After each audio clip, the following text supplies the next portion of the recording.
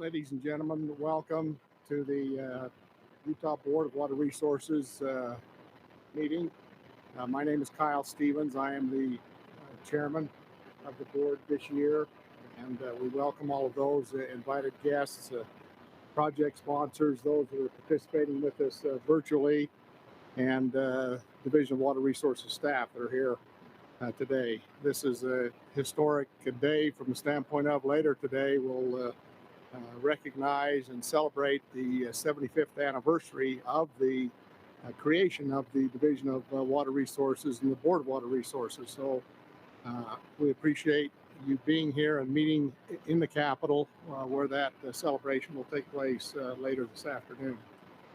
Would like to, for the record, welcome all of the board members here and ask them to just each one of them introduce themselves, and we'll begin with Charles Holmgren. Thank you, Mr. Chairman. I am Charles Holmgren. I represent Box Elder, Cache, and Rich counties in the Bear River Basin. Andy Crozier represents the Green River area. Jim Lemon. Juliet Tennant representing Salt Lake and Tooele. Blaine Ibsen representing Severe River area. Norman Johnson, I'm representing the Southeast Utah area. Thank you. And again, my name is Kyle Stevens, and I represent the Weber River District. We would like to recognize the fact that Wayne Anderson, who represents Utah and Wasatch County area, is not able to be with us today.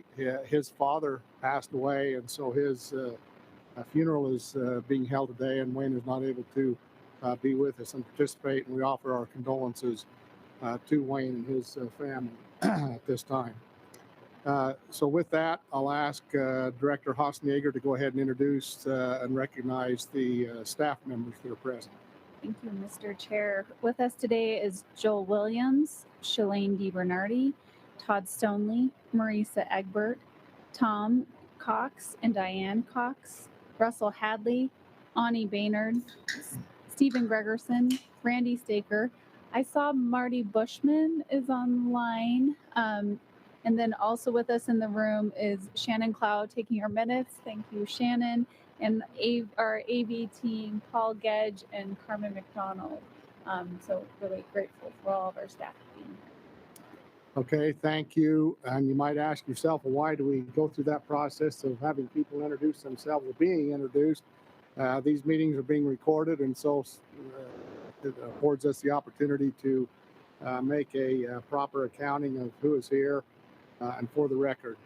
And then as the project sponsors and others that are here will be presenting or asked to present, we'll have you introduce yourselves at that time so that we have that information for the record. So the first item on our agenda today is the approval of the minutes for the September board meeting. I would entertain a motion to approve those minutes. I'd make the motion, Mr. Chairman, to approve the minutes. I'll second that. Okay, it's been moved and seconded to approve the minutes. There were some in our earlier briefing meeting, some minor items that were brought to the attention of changes that needed to be made to the minutes, and those have been noted. But I'll call for a question on the motion. All those in favor of approving the minutes signify by saying aye. Aye. Aye. Any opposed? We'll rule that the motion carries then for the approval of. Okay, we'll go right on into our agenda then and the first item on the agenda is the committal of funds for projects. This is the loan portion of those. Well, it's the loan portion for not only specific projects, but primarily the secondary water meter projects of applications that were previously approved. And now we're considering the loan portion of those that are ready for that. So with that, we'll begin. The first one on the committal of funds is the West Cache Irrigation Company.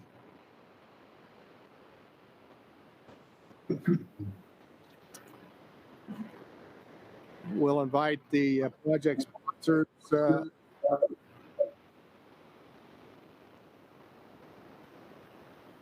Invite the project sponsors to come up, and also Russell Hadley with the division will be presenting the information. Would also note this is in Charles Holmgren's area. Charles, do you have anything to add to start with? No, Mr. Chairman, I do not. Okay. Russell, we'll turn the time to you then.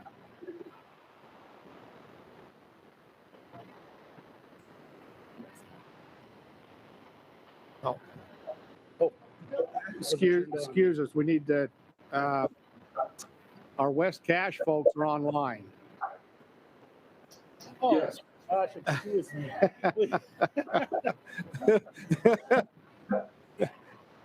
The West Cache folks were originally coming, He made and you guys. he made you come up Yes, inadvertently. So excuse me. Oh, boy. We're off to a roaring start here. okay, Russell. Before you do that, would those that are participating with West Cache Irrigation that are participating virtually introduce yourselves? Yeah, my name is Stephen Wood. I'm the project engineer and company engineer. I'm Mike Spackman. I'm Vice President of West Cache Irrigation. Okay, to start again. All right, West Cache Irrigation Company. Proposed project is located in Trenton in Cache County. The purpose of the project is to replace the north and south of its switches and with pressurized pipe and install a pump station consisting of 3 65 horsepower pumps. At completion, all farms will be pressurized. Since the project was authorized, construction and material costs have increased substantially. A recent bid opening for the project had a low bid that was significantly higher than the engineer's original cost estimate. The applicant has received a grant from the Utah Department of Agriculture and Food to cover some of the increased costs, but they still need more from the board. The additional costs result in a board share of more than $1 million, which means that the project must be funded from the Conservation and Development Fund rather than the revolving construction fund. In addition, funding must be returned at 1% interest rather than 0% interest. As a result of the increased repayment, the applicant would like to request a repayment term of 35 years rather than 30 years authorized. As shown, the authorized and proposed cost sharing have changed. The new proposed cost sharing is the Board of Water Resources providing $1,318,000. Water Smart grant will cover $950,000. Grant from Utah Department of Agriculture and Food will cover $500,000, and the applicant will provide $232,000. Originally, the board authorized 45.8% of the project cost, up to $940,000, and the project was to be purchased at 0% interest over 30 years with annual payments of approximately $31,400. Staff recommends the board commit 44% of project cost, up to $1,318,000, and that the project be purchased at 1% interest over 30 years with annual payments of approximately $51,100. Stated, the applicant would like to request something different. If the board agrees to the longer repayment terms requested by the applicant, staff recommends the board commit 44% of the project cost, up to $1,318,000, and the project be purchased at 1% interest over 35 years with annual payments of approximately $44,900. That is staff's presentation. thank you, Russell. We'll turn to the project sponsors then and ask if there's anything that you would like to add. Yes, this is. Sorry, I don't know if that audio came through for you guys like that or not, sorry.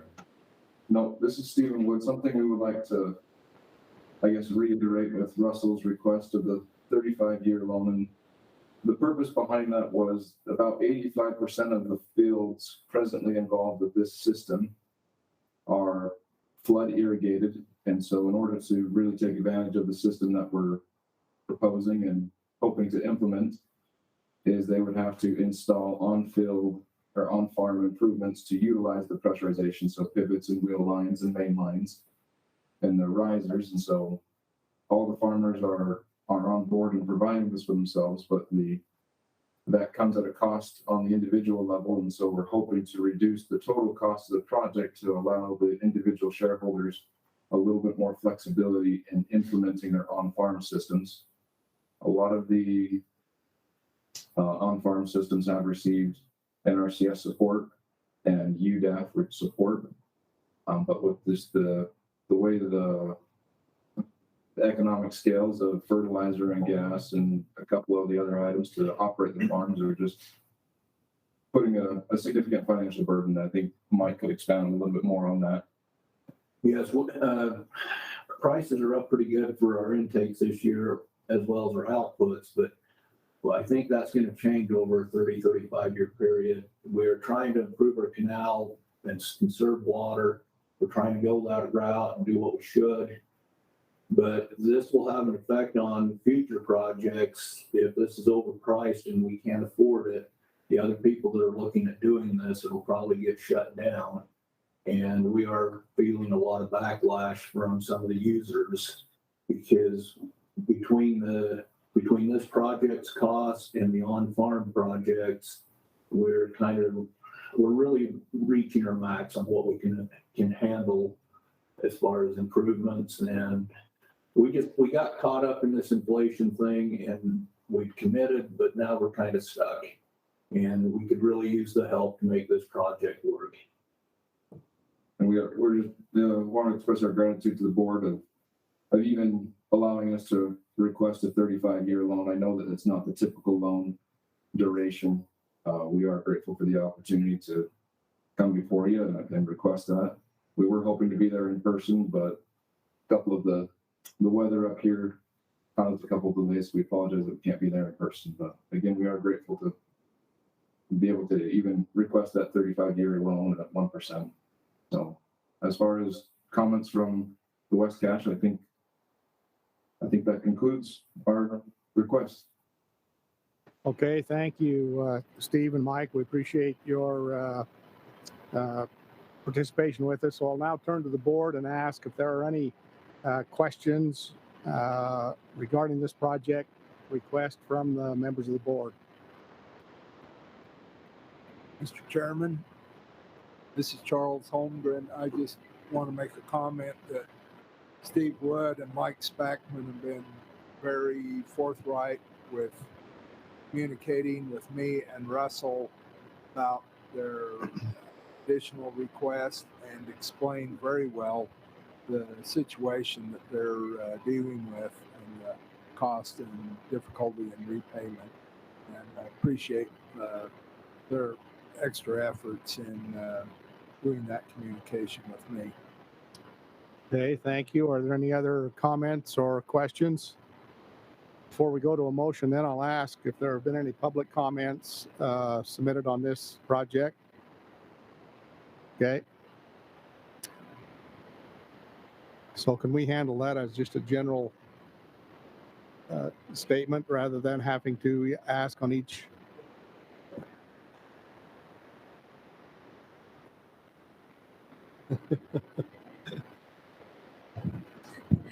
Sorry, yes, we turned off comments at 9 a.m. and before that time we had received no public comments on any item. So I think we're okay to just make that statement once and there will be no more received. So there are no online public comments. Okay, so I'll just make that statement then. On all of the projects that we're going to be considering today, there have been no public comments received, and we will not necessarily ask that question on each individual project. So that being said, we'll now turn to, we're ready for a motion on this project. Mr. Chairman, I will make the motion that the board commit 44% of the project cost up to $1,318,000, and that the project be purchased at 1% interest over 35 years with annual payments of approximately $44,900. Okay, you've heard the motion. Is there a second? I'll second that. Second by Norm Johnson. Any further discussion? Seeing none, then we'll call for the question on the motion. All those in favor signify by saying aye. Any opposed by the same sign? We'll rule if that motion carries then. Thank you, West Cache, for your participation with us today, and thank you for those that made the motions to accept the project, and luck with moving forward. Thank you so much, board. We truly appreciate that, and just want to express our gratitude to the board. Yes, thank you very much. Well, even though we had inclement weather and you weren't able to join us in person, we're glad that we have the moisture coming. So thank you. We're glad for this moisture as well. Thank you again. Okay, the next item on the agenda is Lehigh City. This is RM001. This is a committal of funds for the secondary meter project. We'll note again that Wayne Anderson is the board member over this area, and Wayne is not able to be with us. And so we'll move ahead. We'll recognize that Dave Norman, Dean Lundell, and Shiloh Mulestein are with us from Lehigh City. So with that, we'll go back to turn the time to staff and Tom Cox to make a presentation on this. Thank you, Mr. Chairman. Lehigh City is here for their secondary meter project. The grant portion was authorized and committed previously, and the loan portion was authorized and previously also. Lehigh City has about 14,000 meters that they need to install. They've bumped up to the $10 million grant window, so they will not be able to fund all those with this funding package, but they anticipate installing about 5,700 meters. So staff recommends the board commit 25.5% of the project cost up to $3,643,000, and that the bonded indebtedness be returned at 1% interest over 15 years with annual payments of approximately $283,000, and that includes reserves. That's staff's report. Okay, thank you, Tom. We'll turn to Lehigh City then, and are there any additional comments you'd like to make relative to the project? Yeah, not a lot of comments. We're just grateful for the board's consideration. This is obviously a really big cost of the project for us, and having this lower interest rate on the economic customer. So, okay, thank you. Thank you very much. And this probably just begins to address the issue of installing the meters in Lehigh City. yeah, so I'm the finance guy. These are the water guys, so they can speak on the project more than I can. But I think we can maybe do a couple thousand a year. That's what our hope is. So to meet, actually, for us to meet the 2030 deadline is what it is. But it's going to take a long It'll be a challenge. Yeah, it'll be a big challenge. We started the project 2 weeks ago. We have to do 40. The contractor that we hired has done 46 the first week. So we're right on. I mean, we're on track to meet our goal. We have to do that for 7 or 8 more years of this. Yeah, but we're grateful for that. 6 years ago, we started mandating installation of meters on all new development. We hadn't done that. I don't think we could. So I'm grateful that we started that and with the city council's approval. Start getting those installed in public development. We all know that. Well, thank you. Thank you for that feedback and input. We're ready to make a motion, and in as much as Wayne Anderson is not here, we've asked Juliet Tennert to make the motions for his area. Great, thank you. I move that the board commit 25.5% of the project cost up to $3,643,000, and that the bonded indebtedness be returned at 1% interest over 15 years with annual payments of approximately $283,000, which includes reserves. Okay, it's been moved and seconded by Randy Crozier to approve this project. Any discussion or questions from board members on the project? Seeing none, we'll call for the question then. All those in favor signify by saying aye. Aye. Aye. Any opposed? Thank you. Rule that motion carries then. And Lehigh City, thank you for coming here and keep them moving along. 46 a week.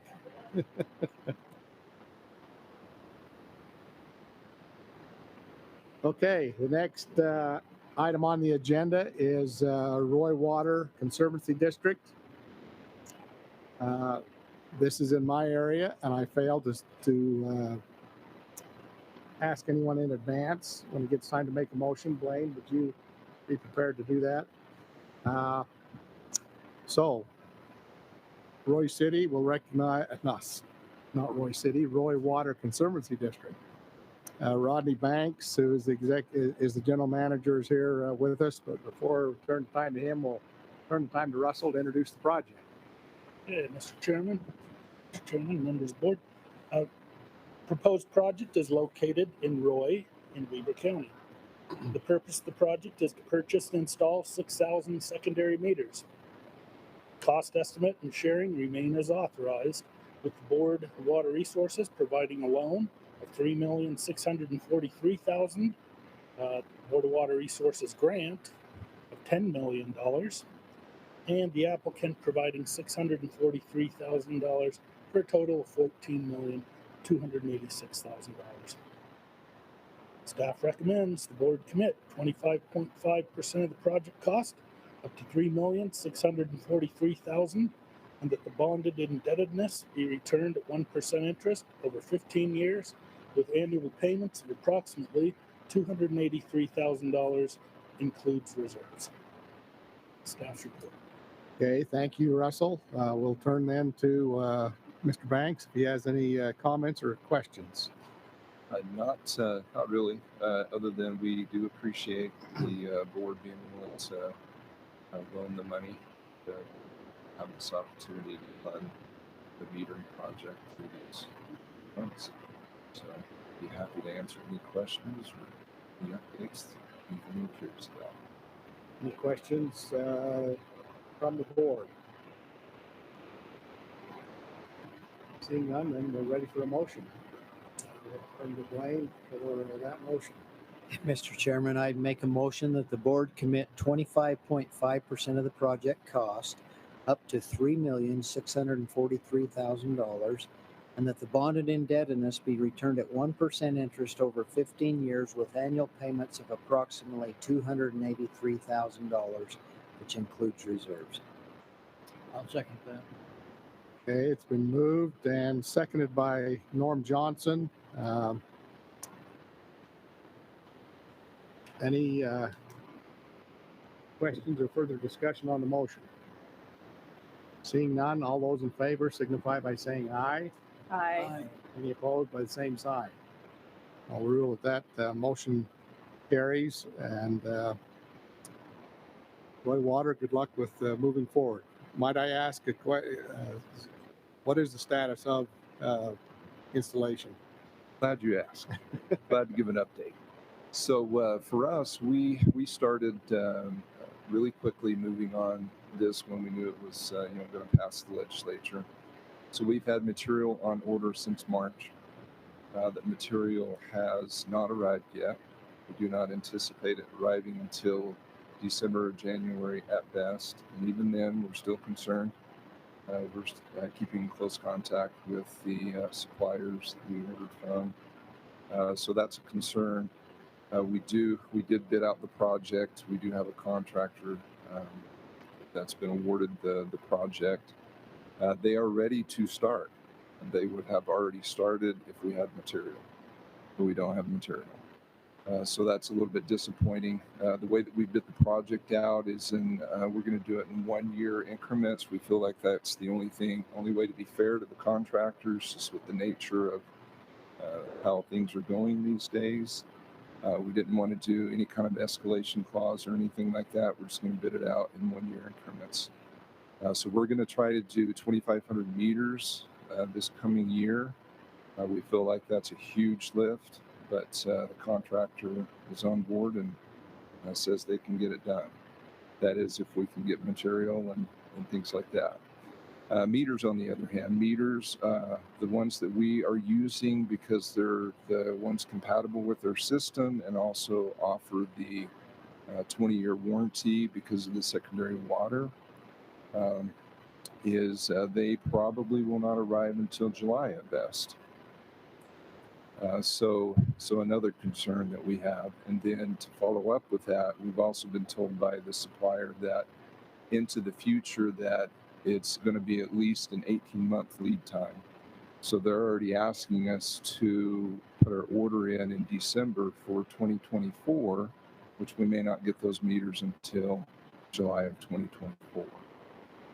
So those are kind of the highlights of the things that we're dealing with.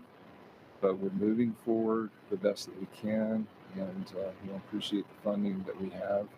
But as you can imagine, we have concerns. So, what are you seeing as the driving force behind the delays?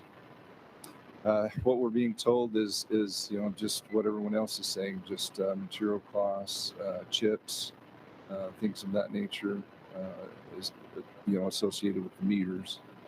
Then the same thing with brass fittings and things of that nature. Just the because we're a global economy, we rely on the brass coming from various parts of the world, and so those supplies they're short, and so the manufacturers are having a tough time making those brass fittings and being able to deliver those in a timely manner.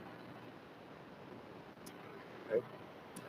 I'm going to ask this question then for staff, and given that explanation of the anticipated delay, and we're approving these loans now with projected repayment schedule, what will be the approach of the division and to address that particular issue if they're not able to fully utilize the funds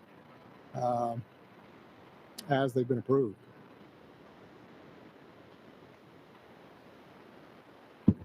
Hi. That's Shalane DiBernardi speaking. So Sorry, Shalane DiBernardi.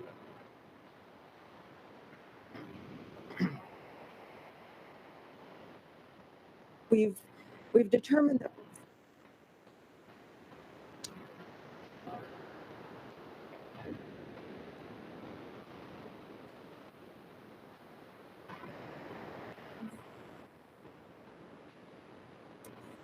but your loan funds are kind of, we have criteria when it comes to meters that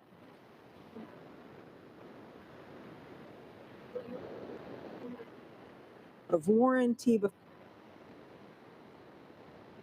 a lot of things to consideration, and that's when we determined that what we would look for as the first principal payment due, and that's when we would start the 15-year repayments, and just work with that as we can. So okay, well, I appreciate that explanation. So those types of things are being taken into consideration on the repayment requirements for the borrowers. Okay, thank you. Good luck. Thank you. Okay, we'll move to the next project, and that is RM007, Bountiful Irrigation District. And again, this is in Davis County area. And Blaine, would you be prepared to, again, take this motion also? And I don't believe we have anyone from the. there's no one, present from Bountiful Irrigation District. So Tom, we'll go ahead and turn the time to you. Since the funding conditions haven't changed, they're not required to be here. This slide is not advancing, although it is okay. So Bountiful Irrigation District, their project for the secondary meters is before the board today for committal of the loan funds. They have about 9,700 meters that they need to install. But once again, they have bumped up against the $10 million grant maximum. So it's anticipated that only about 6,000 meters will be installed under this funding package. The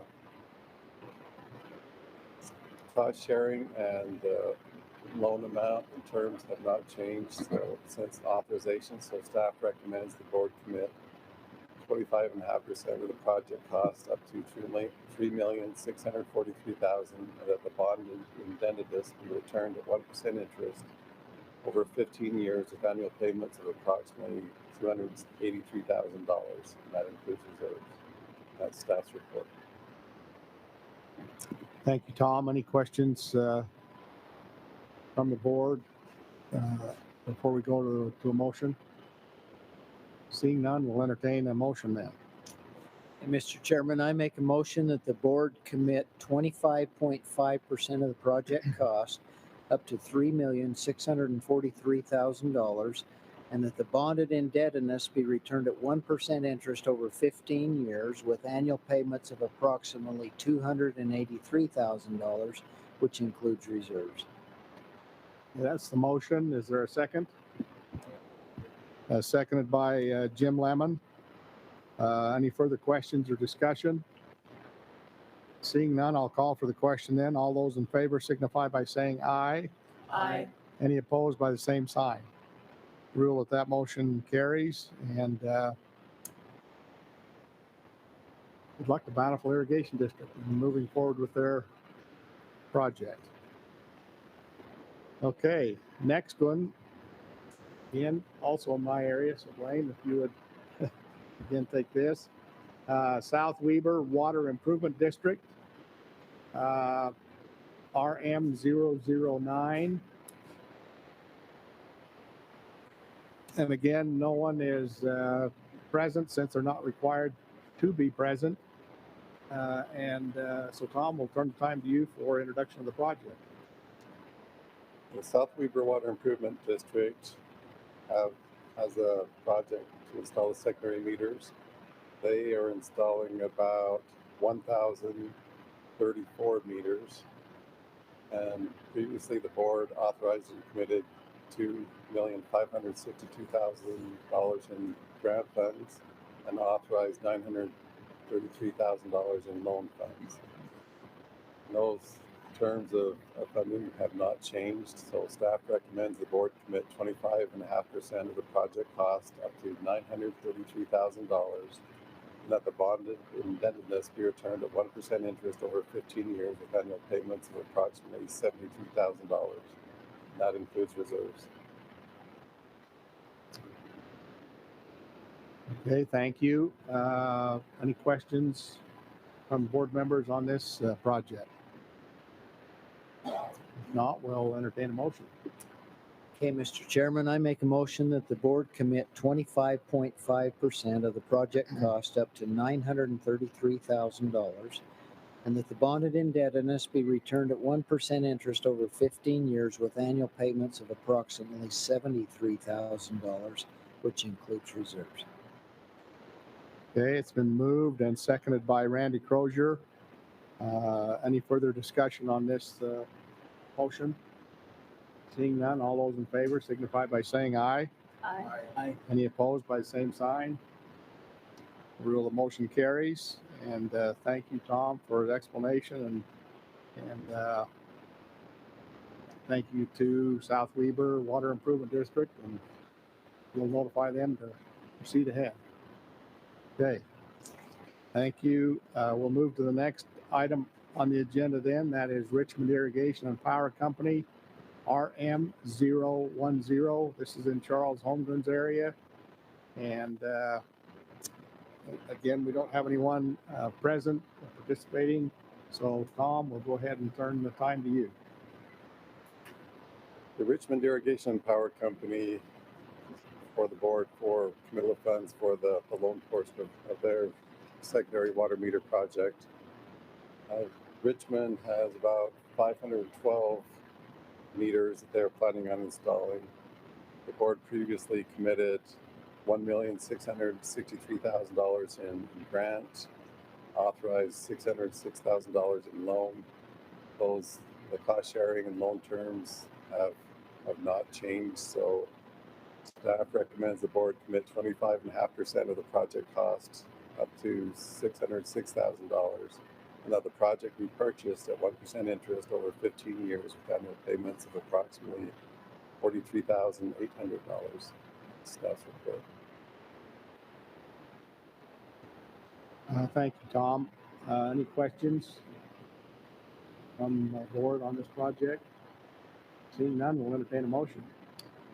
Mr. Chairman, a motion that the board commit 25.5% of the project cost up to $606,000, and that the project be purchased at 1% interest over 15 years with annual payments of approximately $43,800.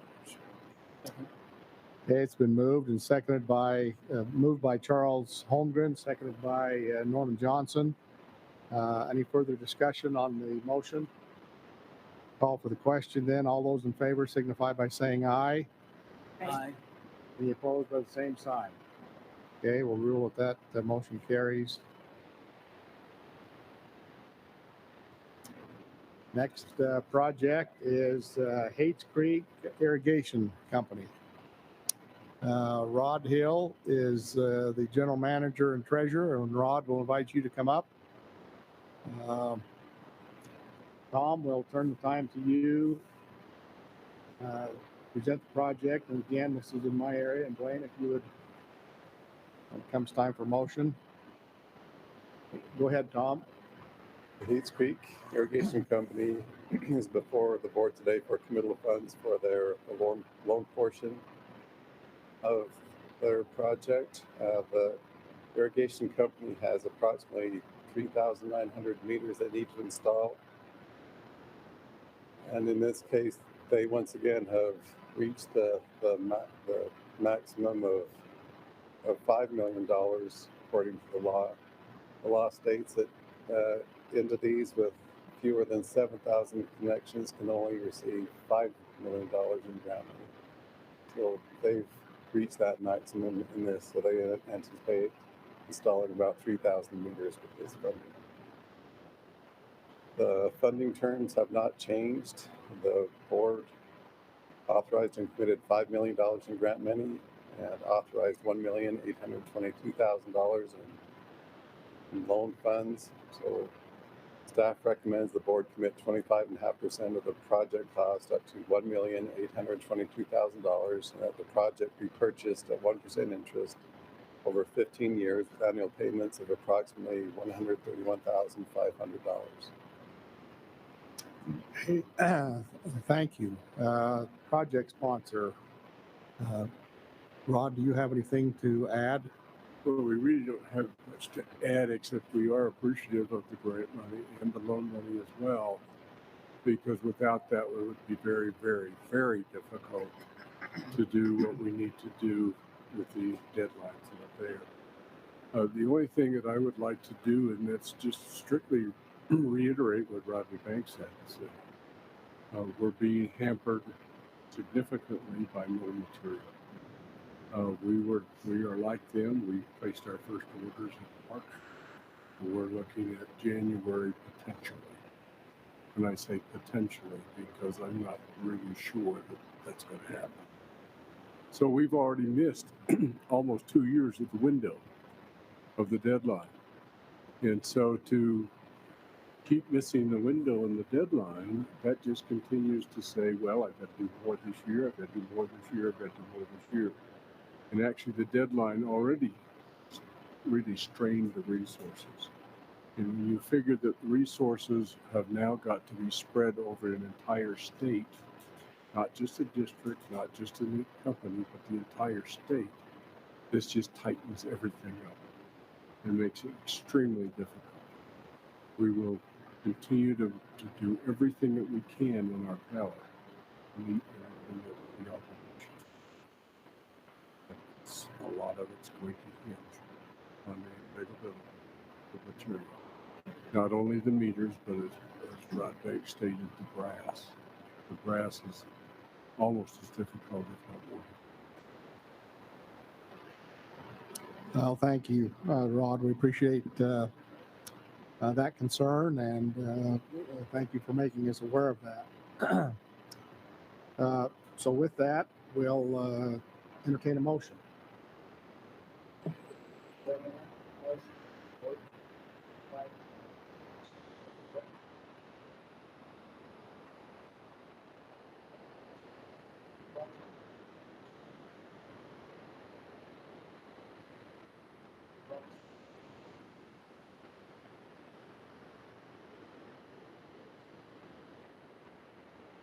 Okay, thank you for the motion. Is there a second? A second by Jim Lemon. Any further discussion on the motion? Call for the question then. All those in favor signify by saying aye. Aye. Any opposed by the same sign? Thank you. And thank you, Rod, and good luck with the supply chain issues.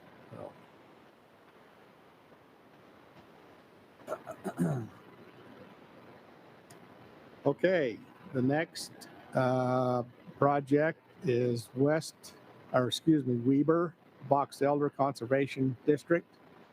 And as we discussed in the previous meeting, this is actually in the Weber County area. So a part of my project area rather than Charles Holmgren. Although Charles, if you want to have it, you can take it. Thank you, Mr. Chairman. It would be an honor. Okay, with that, do we have anyone here from Weber Box Elder Conservation District? Okay, we do not have anyone present. So Russell, we'll turn the time to you to introduce the project. Okay, Mr. Chairman. The proposed project is located in Ogden City, North Ogden City, Pleasant View City, Harrisville City, Far West City, and Plain City in Weber County. Cost estimate and sharing remain as authorized.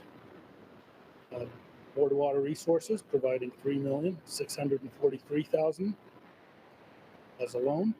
Board of Water Resources providing a grant of $10 million, and the applicant providing $643,000.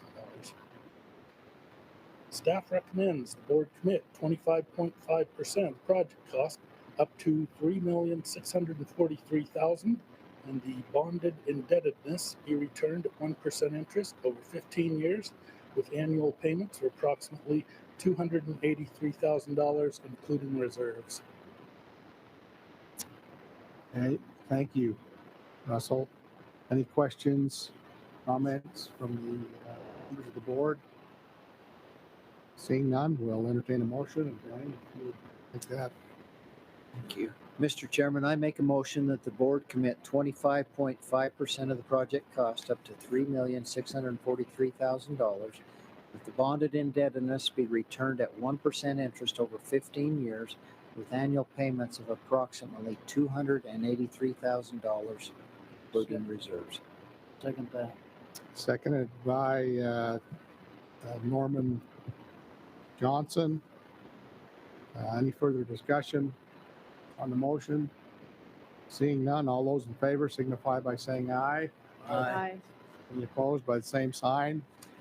Rule that motion carries. So thank you, Russell, for that explanation on that project, and you can convey the Weber Box Elder Conservation District move forward. They appreciate it. They're ready to go and they appreciate everything the board's doing for them. Okay, next project is South Ogden Conservation District.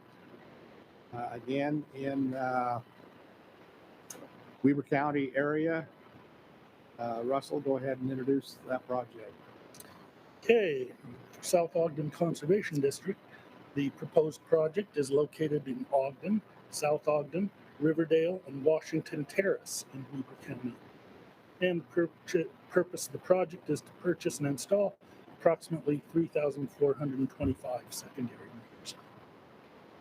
The cost estimate and sharing remain as authorized, with the board providing $3,643,000 as a loan, $10 million as a grant, and the applicant will provide $643,000 for a total cost of $14,286,000.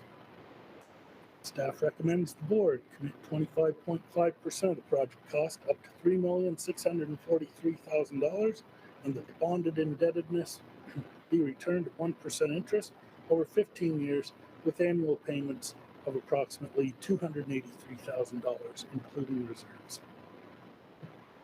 Okay, thank you, Russell. Any discussion?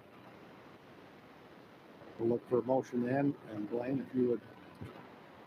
Okay, Mr. Chairman, I make a motion that the board commit 25.5% of the project cost up to $3,643,000 and that the bonded indebtedness be returned at 1% interest over 15 years with annual payments of approximately $283,000, including reserves. Okay, it's been moved and seconded by Randy Crozier. Any further discussion? Call for the question then. All those in favor signify by saying aye. Aye. Any opposed by the same sign? Rule that that motion passes. Okay, next item on the agenda is RM026, Town of Annabella. We had this discussion earlier in our briefing meeting that this project is being postponed and will be heard at a later meeting. Excuse me. The funding of the project is being postponed and will be heard at a later meeting.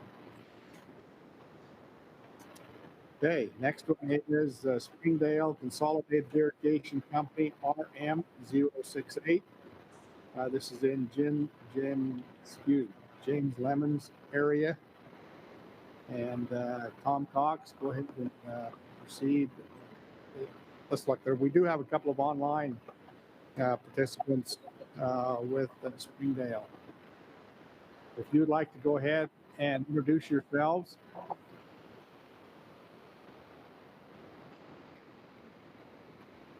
The one you see up there is the mayor of Springdale, the town. Yeah, and I'm here for the town of Springdale in the next section rather than this private one.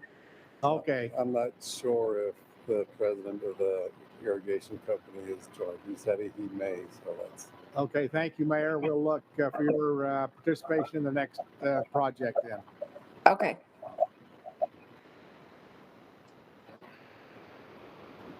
The engineer that's working with the town and the irrigation company is online, so I'm not sure if he wants to join now or. Yeah, this is Blaine with Sunrise. I wasn't planning on being here for this one, but I am involved in this project. Okay, thank you. We'll proceed ahead with the discussion and presentation of the project and go from there. The Springdale Consolidated Irrigation Company provides probably just over half of the connections in the town of Springdale and Washington County. They have approached the board for funding for their the water meter project. The board committed $417,000 in grants. That's 65.2% of the project costs. Authorized and committed that amount in the August meeting, and also authorized $190,000, 29.7% of the project cost in the form of a loan. The project's before you today for committal of the loan funds. The reason the cost sharing is a little bit off is there are a few connections in the irrigation company provides that are non-grant eligible for pastures and that sort of thing. Multiple connections are not single end users. So they are interested in providing loan funds or obtaining loan funds to put in meters on all the connections. So that's why the cost share is off. So staff recommends the board commit 29.7% of the project cost up to $190,000 and that the project be purchased at 1% interest over 15 years with annual payments of approximately $13,800. That's staff's report.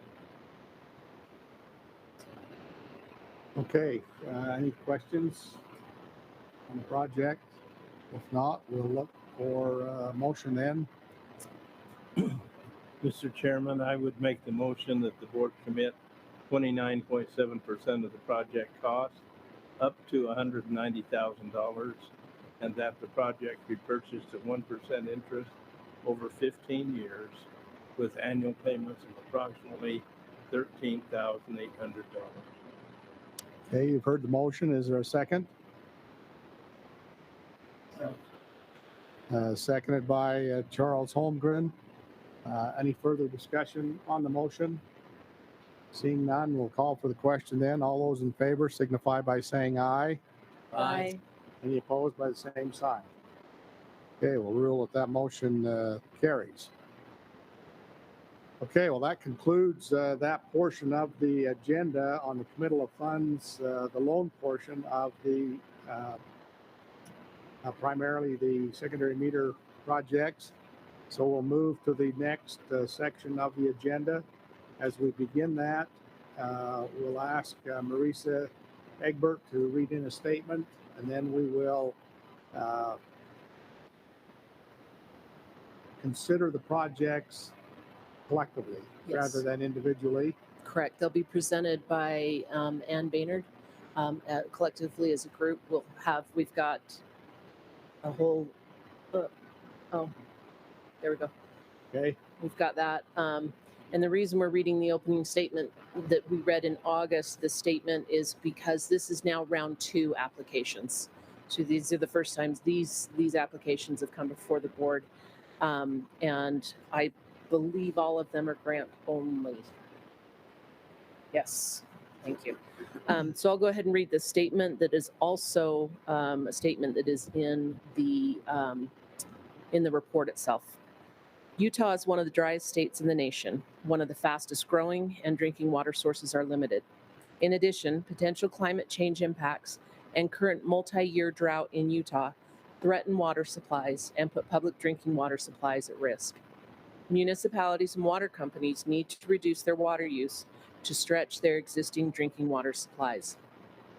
Many Utah communities also have secondary water, typically used to irrigate lawns and gardens. Secondary water is not treated to culinary standards and is utilized throughout the state to protect the drinking water supplies. However, many users waste this precious resource because they do not realize how much they are using.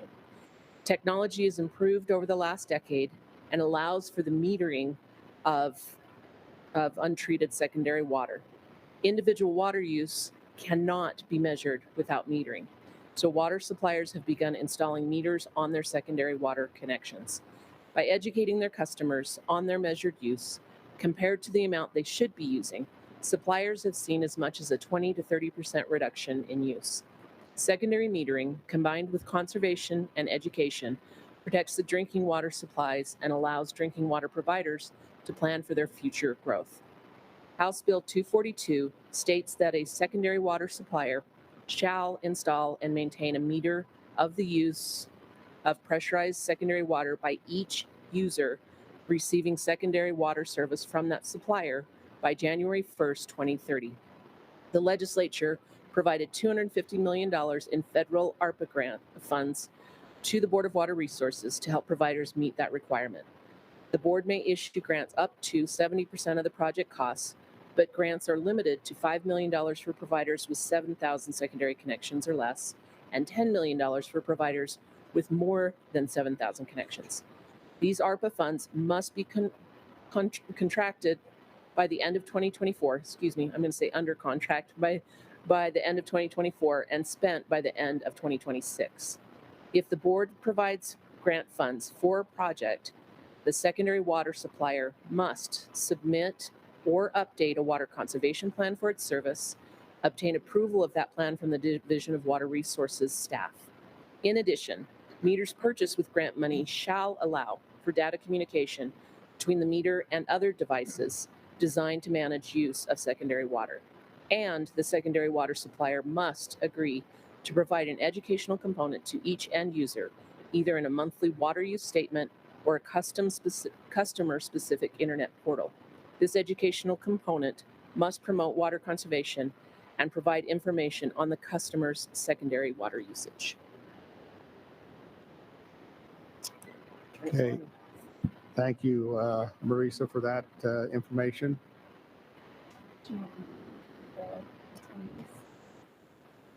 Oh, yes, we have a number of individuals who are participating on this next series of projects that are participating virtually, and so I'll ask Director Hasenjager to go ahead and acknowledge those that are participating with us virtually. Great, thank you, Mr. Chair. For Green Canyon Sprinkler Company, we have Matt Borg and Jeff Ruff. For the town of Springdale, we have Rick Wixom and Blaine Laurel and Mayor Barb Bruno. For Charleston Irrigation Company, we have Devon Guyman and Chris York. For Center Creek Irrigation Company, we have Kurt Hoffman and Chris York. Chris York is an engineer from Central Utah Water Conservancy District, so you'll hear his name a few times in the next little bit. For Daniel Irrigation Company, we have Hugh Barker, Doug Crittenden, and Chris York. For the Extension Irrigation Company and Wasatch Irrigation Company, we have Dave Hutchinson, a board member, and Chris York, engineer. And then for Spring Irrigation Company and Sagebrush Irrigation Company, we have Alan Brown and Chris York. Thank you for being present, or virtually. What was the name of the last? Oh, Sagebrush Irrigation Company. That's good. Just trying to follow along with the applications themselves is a little bit out of order as opposed to the list. So anyway, Ann, we'll turn the time to you. Good morning, Mr. Chairman, members of the board. It's nice to see you again. Get a quick break from the Russell and Tom show. I'll just start with Green Canyon Sprinkler Company is planning to install 200 meters at the total cost of $555,000. They expect to conserve approximately 60 acre feet. Staff recommends the board authorize and commit 70% of the project cost up to $389,000 as a secondary meter grant. The town of Springdale, it's a little bit different. The town of Springdale purchased and installed secondary meters in 2021. According to House Bill 2, the beginning date for ARPA grant eligibility is March 3rd, 2021. Therefore, the applicant is asking for reimbursement for the eligible portion of their 93 secondary water meters at a total cost of $128,000. They expect to consume approximately 23 acre feet. Staff recommends the board authorize and commit 70% of the project cost up to $90,000 as a secondary meter grant. Charleston Irrigation Company is planning to install 115 meters at a total cost of $330,000. They expect to conserve approximately 121 acre feet. Staff recommends the board authorize and commit 70% of the project cost up to $231,000 as a secondary meter grant. And I forgot to tell you in the beginning, Marisa provided you with a map of the Heber Valley Wasatch County system. So you want to look at that. We wondered what that was, so thank you for that explanation. So Center Creek Irrigation Company is planning to install 100 meters at a total cost of $240,000. They expect to conserve approximately 50 acre feet. Staff recommends the board authorize and commit 70% of the project cost up to $168,000 as a secondary meter grant. Daniel Irrigation Company is planning to install 240 meters at a total cost of $565,000. They expect to conserve approximately 90 acre feet. Staff recommends the board authorize and commit 70% of the project cost up to $396,000 as a secondary meter grant. Extension Irrigation Company is planning to install 11 meters at a total cost of $40,000. They expect to conserve approximately 6 acre feet. Staff recommends the board authorize and commit 70% of the project cost up to $28,000 as a secondary meter grant. Wasatch Irrigation Company is planning to install 115 meters at a total cost of $310,000. They expect to conserve approximately 36 acre feet. Staff recommends the board authorize and commit 70% of the project cost up to $217,000 as a secondary meter grant. Spring Creek Irrigation Company is planning to install 35 meters at a total cost of $112,000. They expect to conserve approximately 25 acre feet. Staff recommends the board authorize and commit 70% of the project cost up to $78,400 as a secondary meter grant. Sagebrush Irrigation Company is planning to install 17 meters at a total cost of $50,000. They expect to conserve approximately 12 acre feet. Staff recommends the board authorize and commit 70% of the project costs up to $35,000 as a secondary meter grant. And that is staff's report. Thank you, Ann. And I'll just correct the record. I was the one that was out of line of trying to follow through. Everything was in order. It was just that I was on the wrong page. So just acknowledge that. Okay.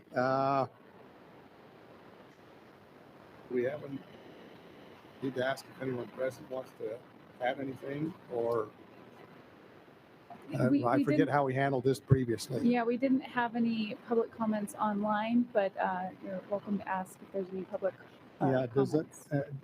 Is there anyone online that would like to say anything relative to the project that you're involved with that has been presented? Okay, seeing none and hearing none, we'll entertain a motion. Great. Mr. Chair, I'd love to make that motion. I move that our board authorize and commit secondary meter grants for Green Canyon Sprinkler Company, the Town of Springdale, Charleston Irrigation Company, Center Creek Irrigation Company, Daniel Irrigation Company, Extension Irrigation Company, Wasatch Irrigation Company, Spring Creek Irrigation Company, and Sagebrush Irrigation Company, according to staff's recommendations. Okay, we've heard the motion and the second by Randy Crozier. Is there any further discussion on the motion? Seeing none, call for the question then. All those in favor signify by saying aye. Aye. Any opposed by the same sign? Okay, thank you, and thank you to staff for the work that you've put in bringing this information to the board. Thank you for those that are participating virtually. And as you've heard discussed earlier, the supply chain issues and availability of materials and supplies. Good luck with moving forward with everything. So thank you. Okay, next item on the agenda is under the heading of special items. The first one is RE 399 Central Utah Water Conservancy District, and it is an expansion of scope. And we'll turn to Tom Cox for that discussion. Before you do that, Tom, let me also recognize that Roger Pearson with Central Utah Water is here.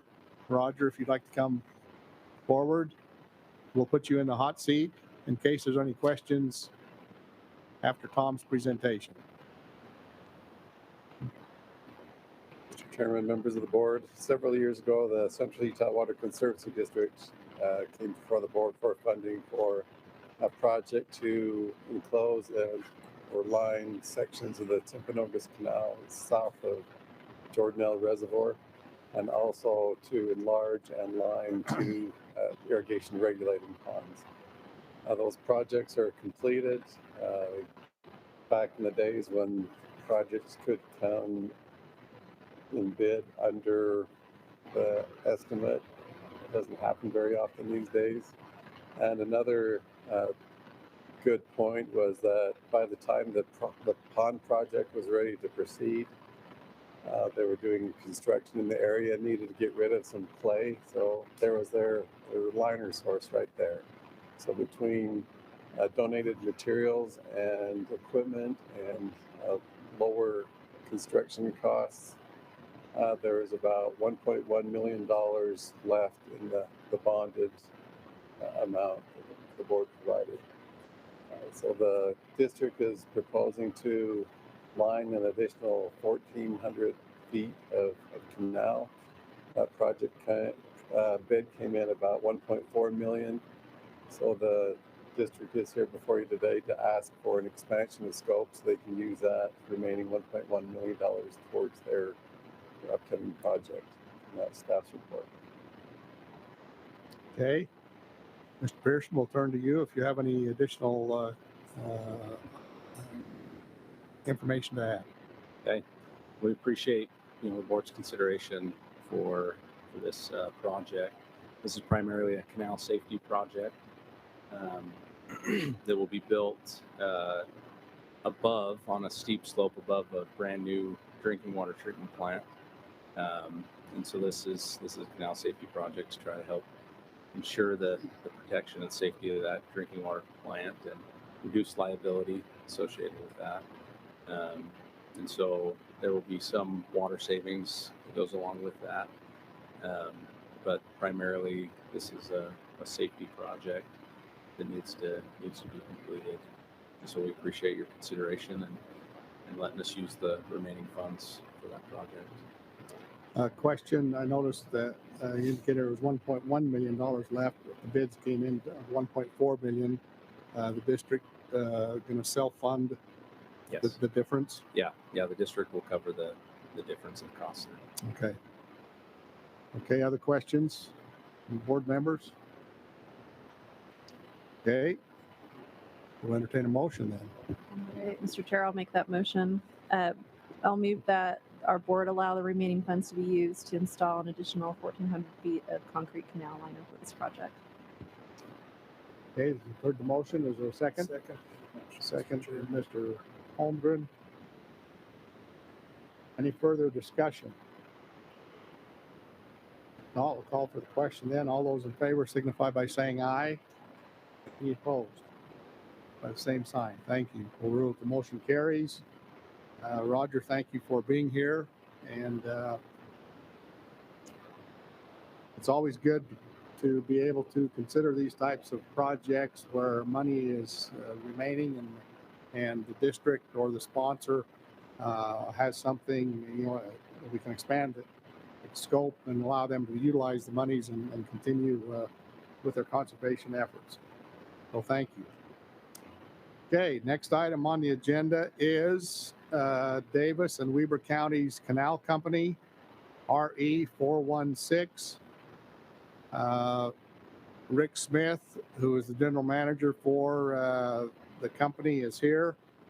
But before we turn to Rick for any comments or questions, we'll ask Tom Cox to go ahead and introduce the project. Mr. Chairman, members of the board, a few years ago, the board committed funds towards a project to install a pressure boosting station just downstream of Kaysville Reservoir that provides water to the secondary system in that area. It's just the project kind of took a little bit longer to complete, starting with locating a suitable project site. That's different options on different properties, and just with negotiations, it took a little bit longer to actually track down a project site. Once the project came under construction, it took longer for the contractor to finish up. So the first principal and interest payment on the project is scheduled to be due on December 1st of this year. Because the project has taken so long and is actually not completely finished yet, the irrigation, the canal company is before the board today to ask for permission to have that first payment delayed 1 year. If the board agrees, the first payment will be delayed to December 1st, 2023, and the company will pay an interest-only payment this December. That's staff's report. Okay, thank you, Tom. Rick, we'll turn the time to you for any additional comments. Again, thank you for having me. Some of those projects are good projects and other projects are more challenging. So this is one of those that for 10 years we've been talking about, and so we've been chipping away at actually making it happen. So as Tom said, it was a challenge to find property in the right location. And then we actually gave a contractor notice to proceed in December of 2020. And said, okay, by June of 21, have it operational. And this June of 22, we had it operational. And even then, it was only half the pumps were actually functioning based on some electrical and other mechanical issues with the pumps. So as you can tell, this has been stretched out, obviously with the 2020, 2021 eras of supply chain and COVID, issues that came with that. We're just, again, asking for an additional year to close out the project. As well as we also estimated roughly a $5 million project. We're sitting roughly around $3 million. So we actually saved money than what we originally planned. And so our first payment would actually be $341,000. We're looking at, we've only spent $2.2 million of the loan, so it'd be about $176,000. So again, if we paid year one, it's actually a double payment year one. So again, we'd like to close that out, finalize those numbers, and get the actual final payment. So I think that's it. Thank you for your consideration. Andy,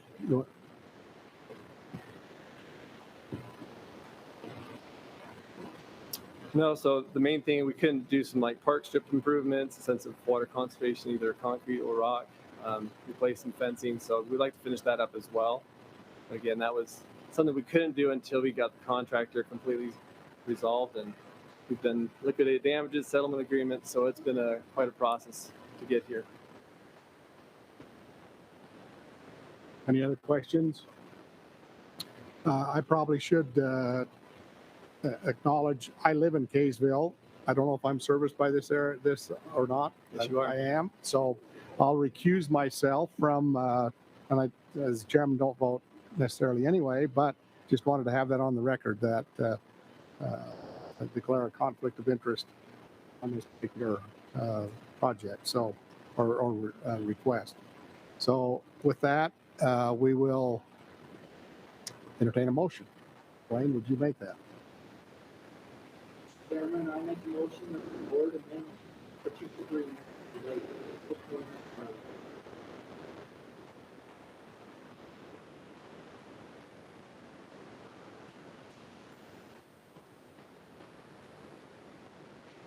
Okay, it's been moved by Blaine Ibsen and seconded by Randy Crozier. Any further discussion? Seeing none, we'll call for a question. All those in favor signify by saying aye. Aye. Any opposed by the same sign. Rule that motion carries then, and hopefully you can finally get this project completed. Thank Mr. you. Chairman, may I suggest that since Rick's in the hot seat, he can give an update on their water meter project? Very good. Would you be kind enough to do that? But the positive slant or the no? Both. So we have some success. So yeah, we had some meter pits that we ordered back in June, and we got our first 300 last week. So that's the positive note. So we actually haven't started installation, but we do have a contractor, ready to go. We're just trying to get enough materials here so they can productively start and continue construction. So that is the positive note. We are getting materials. We're continually pushing that supply chain. Same again with these meter pits. We ordered 4,000 for the next 2 years. I said, hey, if you can get all those between now and the next June or July, we'll take them and have them stockpiled for the next couple of years. So. 300. The first shipment was 300. We were supposed to have 300 on October 1st, and we got them on the 20th. So, and that was positive. But they're saying now if you order today, it's going to be more than 6 months out or 8 months out. But again, the same on the meter side of things. We've been working with Weaver Basin and several other entities. We ordered 10,000, I think, the first order. It was a big chunk the first year. And again, they're expecting it sometime between January and July of next year, but we're not sure actual times. And also those costs will be based on that cost at that time versus what we ordered it. So those are going to be escalated costs. So what are you able to actually do right now by way of construction? So for us, we actually install a meter pit with a yoke, and then later on we can drop that meter in. So we'll get the subsurface done and then come back later and actually put the meter in the AMI so it can actually read. Okay. Out. So you are able to move forward with some of the project Partially until we get enough materials. We just want to. So again, our contractor's talking about potentially up to 5 or 6 subgroups, and so if they're putting 40 or 50 a week, we need a lot. It's almost 300 a week we're talking about. So we're pushing it. Well, thank you, Brent. Push your mic. I say, are you getting your hard parts besides your meters or yoke and stuff? So the yoke comes with that meter pit. Okay. It's all one unit. But again, that is some of the delays when I've been pushing this. So the supply sooner than later. They're saying we're trying to make sure all these components can come together and get that material to us. Always a challenge. It is. Thank you. Okay, thank you, Rick. Okay, we'll move on to the next item. Sunrise and Bench Creek Irrigation Company, RE443. This is both a reauthorization and committal of funds request. Is that correct? Reauthorization and committal of funds.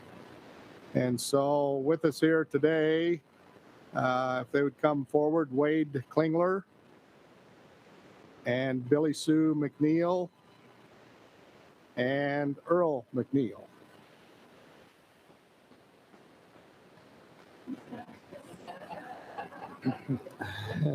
Yes. Okay, Russell, go ahead. Okay. Thank you, Mr. Chairman. I was just so excited to have our buffalo ranchers and choke cherry farmers from Woodland that I wanted you at the beginning and the end of the meeting. And I will remind the board that the big event up in Woodland every year is the Choke Cherry Festival.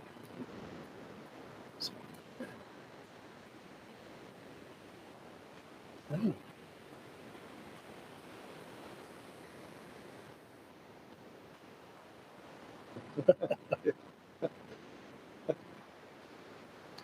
Okay, in August 2020, the applicant requested financial assistance from the board to replace about 7,800 feet of deteriorated corrugated metal pipe and ditch with pipeline, and to construct a new inlet structure on the Provo River. Since that time, material and construction costs have increased substantially.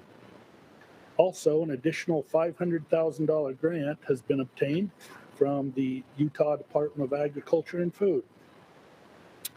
Cost estimate and sharing have changed as follows.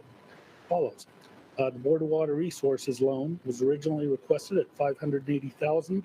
It has dropped to $478,000. The Water Smart grant was originally $538,000, and it is still $538,000.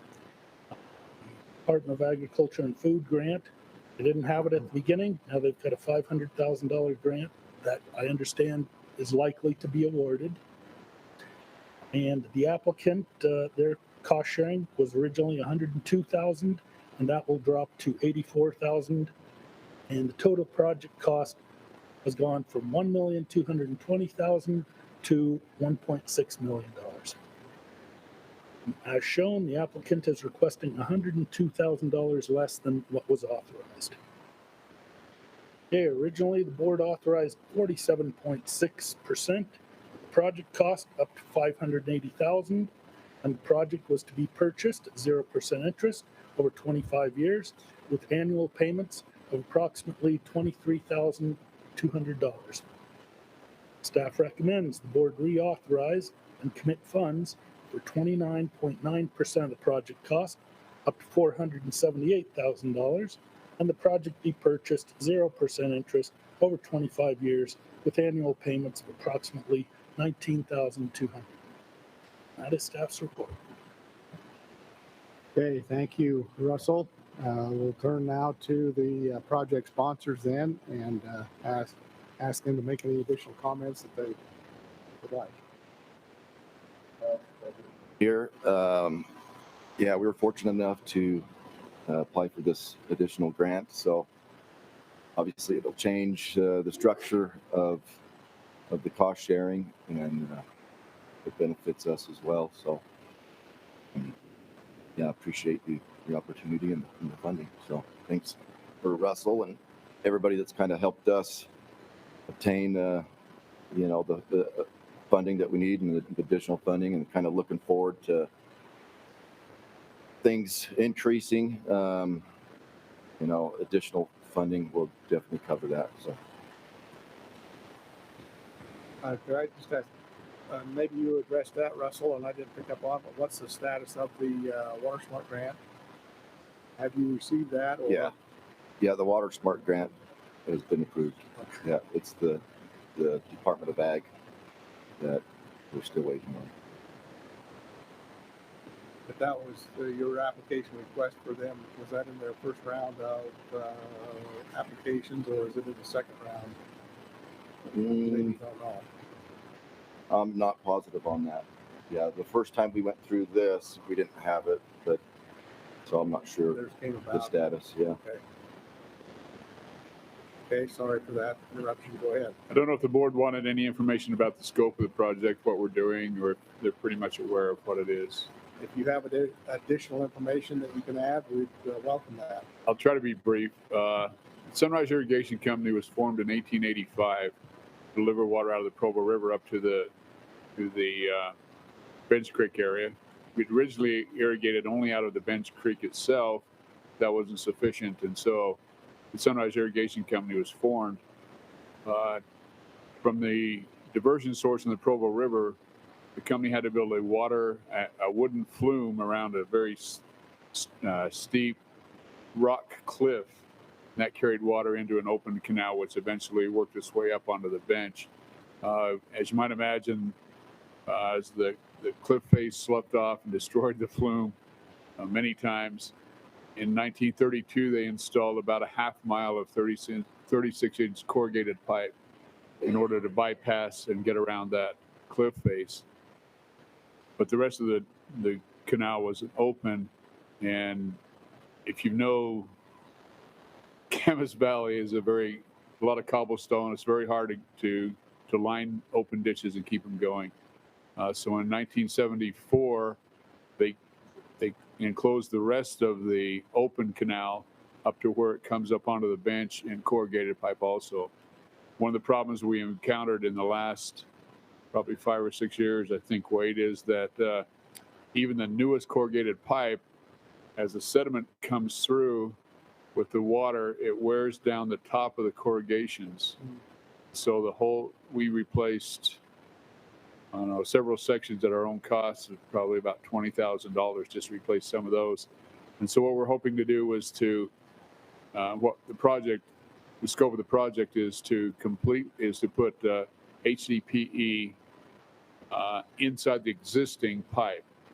And so from the diversion down to where it now comes up on the bench will be completely an HDPE inside of the existing pipe. What that will also allow us to do is at a future time be able to connect into that HDPE and provide pressurized water to part of the bench also. So it's going to be an amazing savings in maintenance for us, and also in water loss, as those open canals just lose so much water going around there. Thank you for that additional information. And the fact that you wore your Utah State hat is, and I don't want to influence the vote, but the fact that you wore it is a good sign on my, from my point of view. That was part of the propaganda that we hope to achieve here.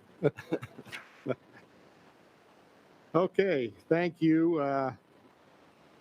Let's look. Again, this is in Wayne's area, so Juliet.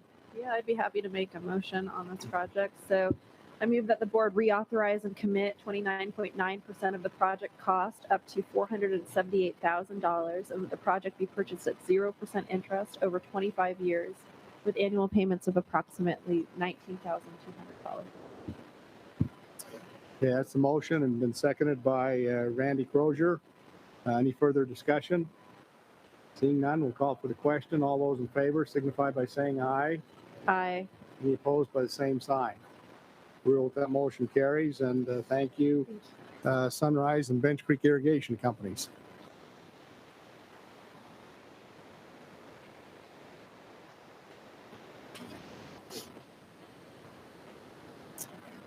Okay, next item on the agenda is was RM053, City of Bluffdale, and they are withdrawing the loan only portion of their secondary meter grant, grant and loan application. So they're withdrawing the loan portion of that. Okay. No, she's not. It's just a withdrawal. So, yeah. Okay. So the next one for our information, our new applications, RE460, again, Davis and Weber Counties Canal Company.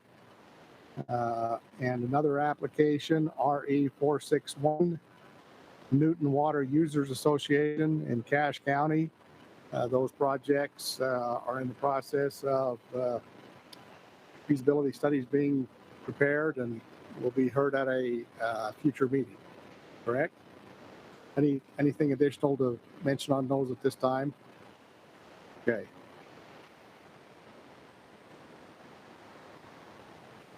Oh, okay. Okay. So then, all right, we do need to have a motion then on the City of Bluffdale RM053 that their loan portion is being withdrawn. Mr. Chair, I'll go ahead and make that motion. So is make sure I'm okay on this, but I'm moving that we withdraw the loan application for Bluffdale City. Okay, Juliet, if you'll go ahead. Okay, so that's, yeah, so I move that the Bluffdale City loan application is withdrawn. Is there a second? Seconded by Jim Lemon. All those in favor signify by saying aye. Aye. Any opposed by the same sign? Rule with that motion carries then. So we will, and thank you for correcting us on that, Shalane. So the next item on the agenda is GSL Watershed Integrated Water Assessment Update. So Todd Stonley, we'll turn the time to you. Thank you, Mr. Chair and members of the board. I'm happy to share with you a little update on this project that the legislature gave to us, amongst many, many others. And you probably haven't heard much about this one yet, so hope to inform you what's going on.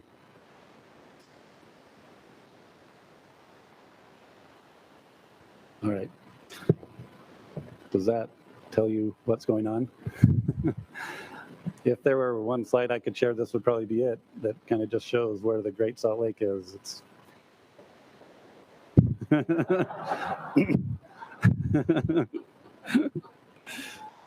Thankfully, my bank account doesn't quite look that bad, Charles, but I hear you.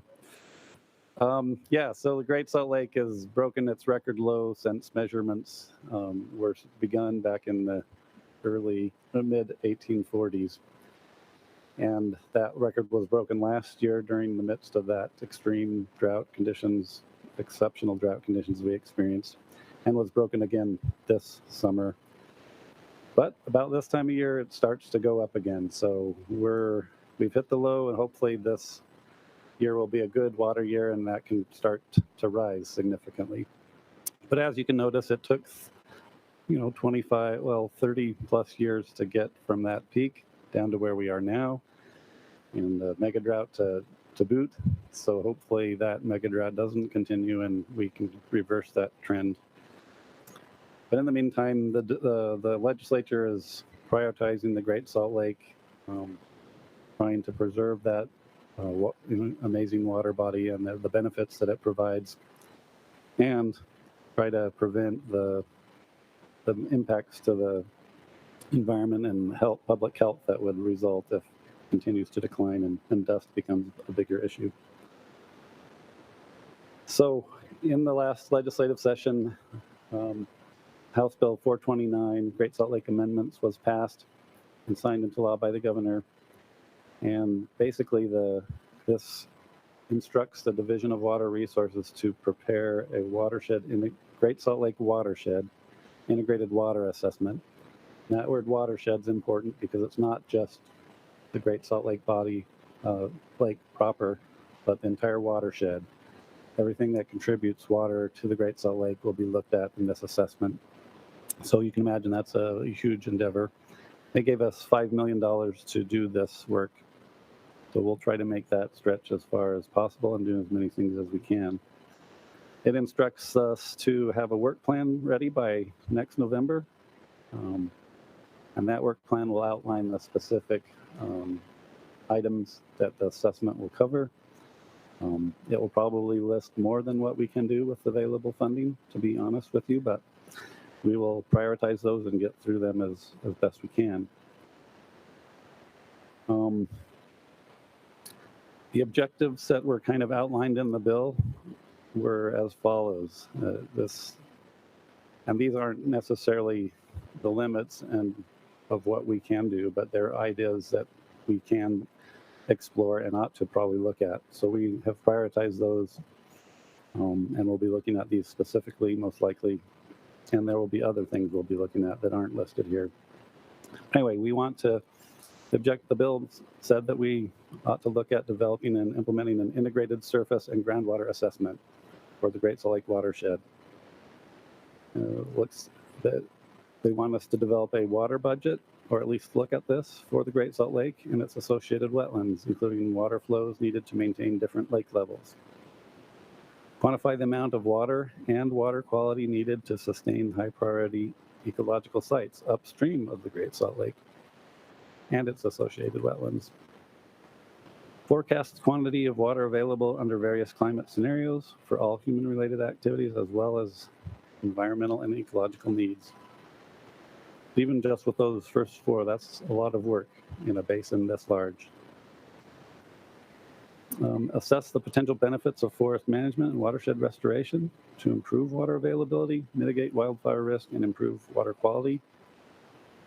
Identify and evaluate best management practices that may be used to provide a reliable water supply that meets water quality, agricultural, anticipated growth, and ecological needs.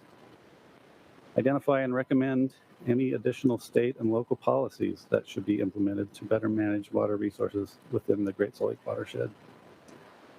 And this last item was actually had a shall in front of it, that we shall assess the impact of stormwater best management practices on the flows to the Great Salt Lake. So we have already been working with the Division of Water Quality to have that work completed. So to complete the work plan, we have awarded a contract to Jacobs Engineering Group. And this is the consultant team, just so you know. Jeff Denblecker has done a lot of work out on the lake, has assembled what he calls a dream team. And these are some of the members of that team, not everybody. Includes Bob Harding, who has great experience with Jacobs and some work in Southern California, doing similar scope of work type stuff, big scale projects. Dan Adams from the Langdon Group will be doing a lot of our stakeholder outreach and collaboration that we need to do on this project. And you can imagine that alone is a huge endeavor. So many people interested in the lake and so many people concerned about its preservation. Emily Lewis with Clyde Snow will be the legal representative on the team. And I imagine she'll be working on water banking proposals or water banking ideas that we can do to help with the lake, as well as other legal matters. And then Stephen Jones with Hanson, Allen, and Luce, to name a few. There's probably about a dozen or more others that are on the team that I didn't list, but just wanted to let you know that we've begun that. We've sent the contract off to Jacobs. We're just waiting for them to sign it and return it to us. And that was all I had. Are there any questions about this project that I can try to answer? Todd, what's the time frame on this study roughly? What timelines are we looking at? Okay, yeah, there was a slide, you might have seen it. The work plan needs to be done by next November, and the assessment itself needs to be done by November of 2026. And they gave us another year to actually publish a report. So the bulk of the work needs to be done by November 2026. A pretty tight time frame. Hopefully the lake's recovering in that time frame so we can, but this will help us identify other policies and management measures that are necessary to protect the lake. Any other questions? Thank you, Todd. Certainly the Great Salt Lake is an important part of our environment, our history. And Charles Holmgren and I had the opportunity to attend the Utah Water Summit a couple of weeks ago, I guess. And yeah, Gene Shawcroft, the comment he made was, he started out by saying, I hope the Great Salt Lake returns to its normal level by next year. And I thought, I don't know that we want to have to deal with that much water. That would be nice, but anyway. So we look forward to continued work and efforts on what's taking place with the Great Salt Lake. Yeah, comment on that, Kyle. That's a great observation. We don't want that to happen overnight. It took 20 years to get from the previous record low to the high in the mid 80s, and that last part of the mid 80s was not what we want to see anytime soon, at least for flooding impacts and stuff. Okay, thank you. Okay, next item on our agenda, we'll turn to Director Hasenjager for her report. Thank you, Mr. Chair, members of the board. Good morning. And I just want to congratulate you all again on a happy 75th anniversary. As you can imagine, there is still a ton going on. I feel like I say that every board meeting, and I just, maybe it's just going to be like that for a while. So we do have some exciting news in addition to what Todd mentioned on the Great Salt Lake Watershed Integrated Assessment and getting that contracted.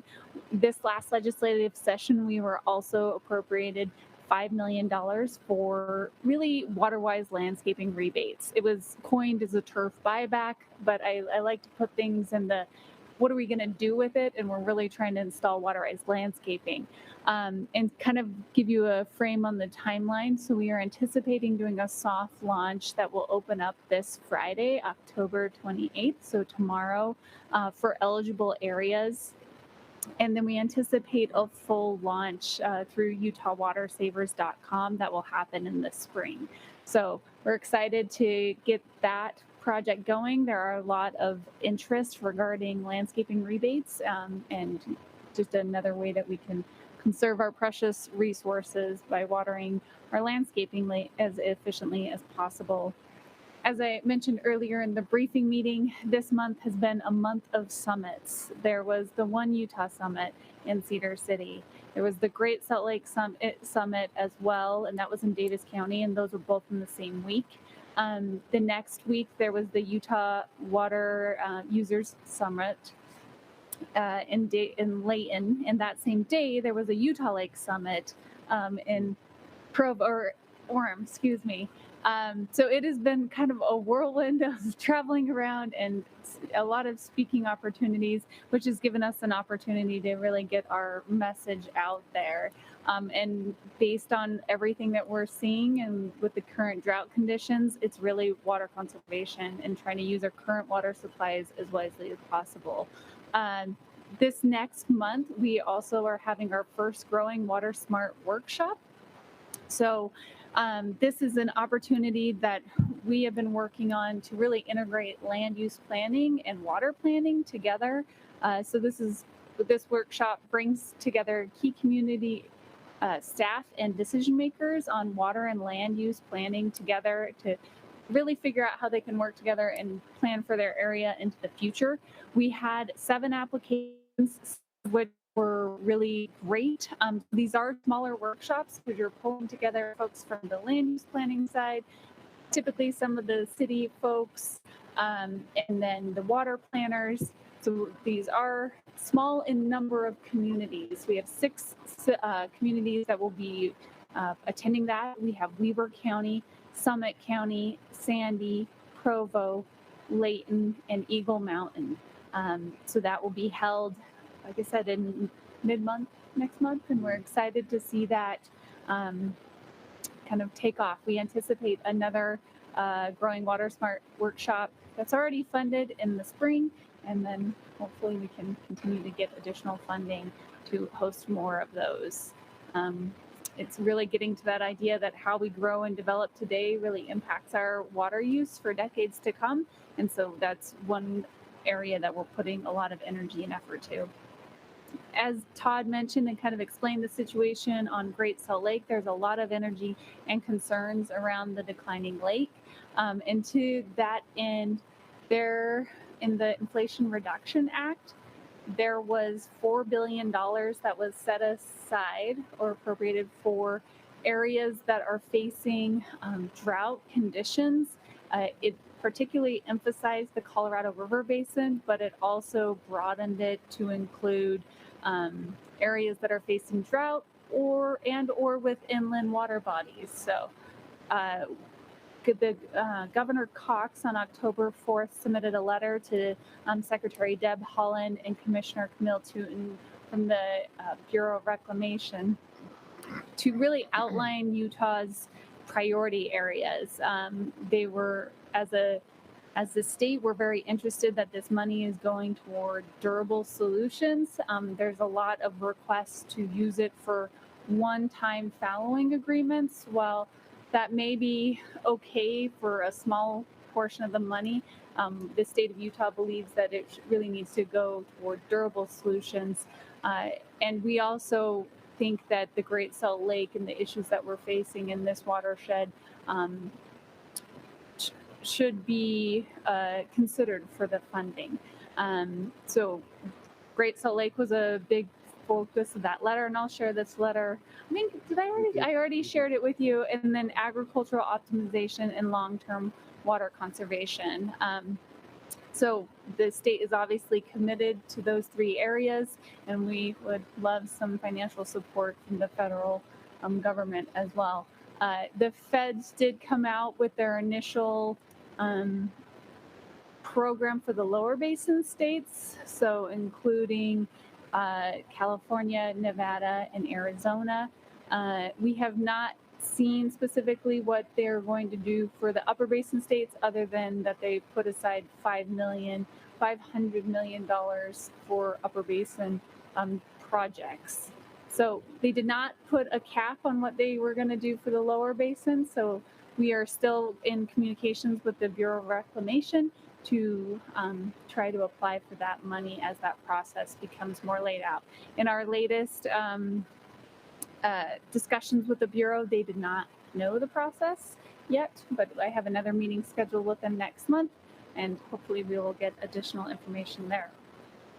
On the Bear River, we do have a Bear River Commission meeting scheduled November 22nd, so we are looking forward to that. It'll take place in Salt Lake. The Technical Advisory Committee worked ahead on depletion estimates, so that will be hopefully done before the meeting, and then we'll have a report out at that meeting. There's also been a lot of interest from the Bear River Migratory Bird Refuge, and Charles could probably give a lot more details on this, but they have been very actively seeking delivery of their water rights after September 30th. Their water rights become priority on the Lower Bear starting October 1, and there are some concerns how that actually gets played out, because the accounting models for Idaho are stopped September 30th. So there's a question about how that goes about. But that will be probably likely another conversation, I would guess, at the commission meeting as well. Charles, anything to add on that or elaborate? No, well, just that Bear River Canal Company continued to take storage water for the first 10 days of October. And the intent of that was to force Idaho to run their model. So because we're anticipating going forward with refuge that they're going to follow the river away from Bear River. We wanted to have a practice year this year that we don't needed that water except to find what the process was going to look like. That's right. Thank you, Charles. On the Colorado River, there are continued efforts, and I went through the 5-point plan last board meeting, so I won't reiterate that, but there are efforts along the Drought Response Operations Agreement to work with the Bureau to implement that potentially for the next year. There's also a significant work on the innovation modeling approaches for renegotiations that are being explored by the Colorado River Authority of Utah with the input from Water Resources and Water Rights. Smallmouth bass continue to be an issue below Glen Canyon Dam in the Colorado River, which is a big concern. And there are quite a few efforts going on to start implementing practices to reduce the number of smallmouth bass, and including electrofitting, fishing, netting. They're working to try to handle and address the smallmouth bass and their invasive nature. As you guys all know, there is threatened and endangered fish in below Glen Canyon Dam, and so there is a lot of concern about those endangered fish or those invasive fish being in that section of the reach. The salinity control program that was where I was at earlier this week. So we continue to focus on 3 issues, really to address some of the program funding challenges due to the declining levels in the reservoirs and reduced power costs, power revenues, exploring options for the replacement of Paradox Valley unit. So this is an area in Colorado that contributes a significant amount of salinity into the Dolores, which then feeds into the Colorado River. And then we're also looking at a study for the feasibility of a project in the Lavercan Hot Springs area. Those are a few of the things that are going on. Happy to answer any questions, and I'm sure I probably missed something, but happy to answer any questions. You're going to say you're sure there's not anything else going on? I'm sure there's something else that I'm like, oh, I'm going to think of it later. I'm like, I should have told the board this, but I can send you an email. Oh, there was one thing I was going to mention. The Utah Lake Summit and the Great Salt Lake Summit were both recorded, and I can send out the YouTube links to you if you have any interest in reviewing those.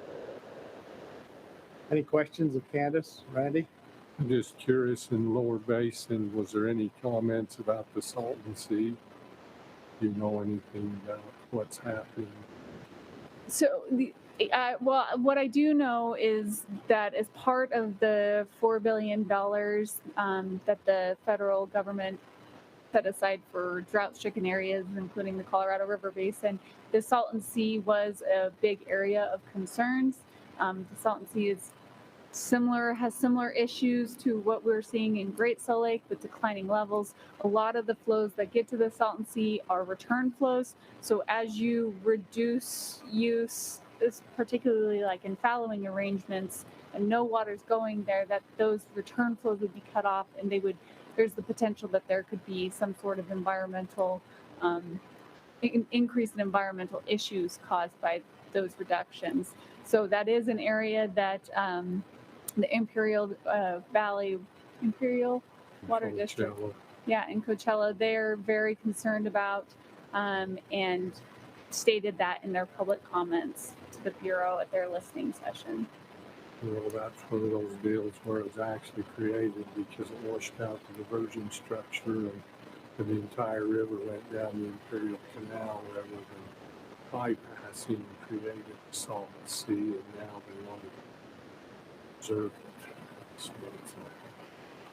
That is an interesting one. If you look like at the ownership below the Salton Sea, it's very patchwork. It's private, it's federal, it's all different types of ownership. When you look at our Great Salt Lake, when you look at the ownership, it's all the state of Utah because it was a navigable water body at statehood. well, and it may help with the Great Salt Lake where that is being raised, the issues because of the similarities, and then you may be able to tear off because of the Salton Sea to get some sympathy in this direction. California has a lot more influence than we do. If they can see the need for our area, that sometimes helps them.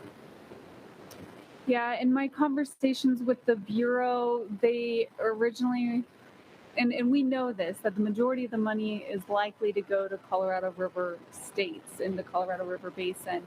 And so they suggested that we should somehow tie our Colorado River money to Great Salt Lake because of the interconnection with the Central Utah project, right? We're pulling water from the basin over into the Wasatch Front into the Great Salt Lake Basin. Well, the challenge with that is that they're really for two different goals, right? With the Great Salt Lake, we're trying to get additional water to the lake, where in the Colorado River Basin, they're trying to keep water in the Colorado River Basin. So we really kind of push back on that and said that's not really, the goals don't line up with it. So we really feel that Great Salt Lake is kind of in its own category. And like I said, I have a meeting with them next month to hopefully understand how additional processes to apply for funds could be used. Well, and your Provo River water users also diverts out of the Duchesne, which is a trans-basin diversion off from Colorado as well. So it's not just Central that's involved. There's others. Daniels has since been eliminated, but I don't know if there's any others other than those two major ones that are pulling off. That's a great point. Anyway, just don't forget Provo's a substantial portion of that pool as well. I was going to say Keith might get mad at me if I forget him, so I appreciate that. You know, I know there's just lots of pieces, but together, water will not get any less complicated.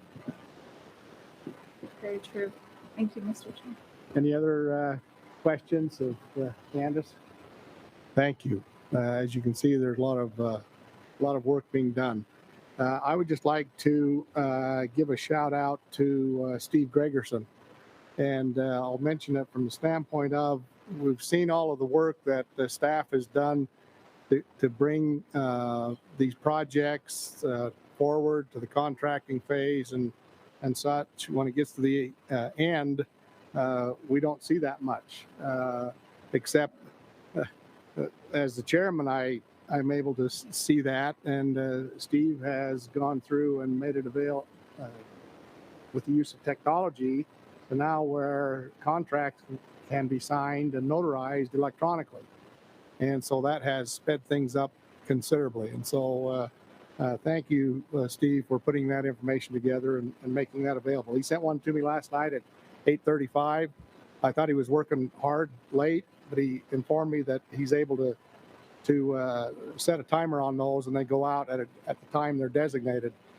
And so So we'll never know when he's really working.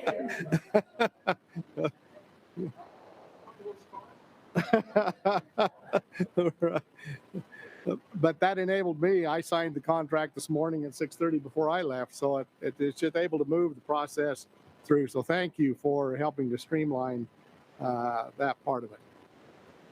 Yes.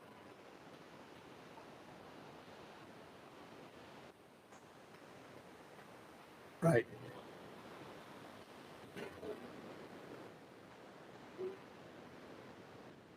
Yeah, so he can send those out in batches, and it makes it easier on everyone because Candace has to sign them. She can do them sitting in her recliner at home. I sit there so often.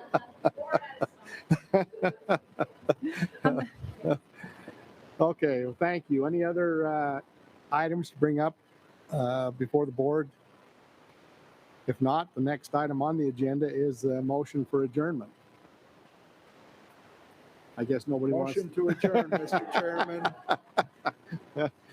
All right, thank you, Charles, for making that motion. And doesn't require a second or discussion, so I'll declare the motion or the meeting adjourned. Thank you. I think staff has made arrangements for some lunches, and then we will, for those that can stay and participate in the 75th.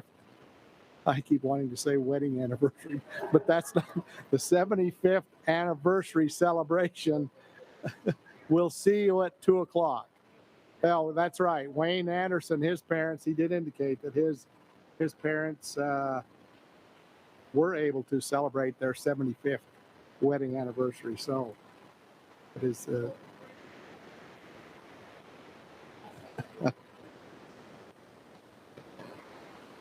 Well, thank you. The meeting is adjourned.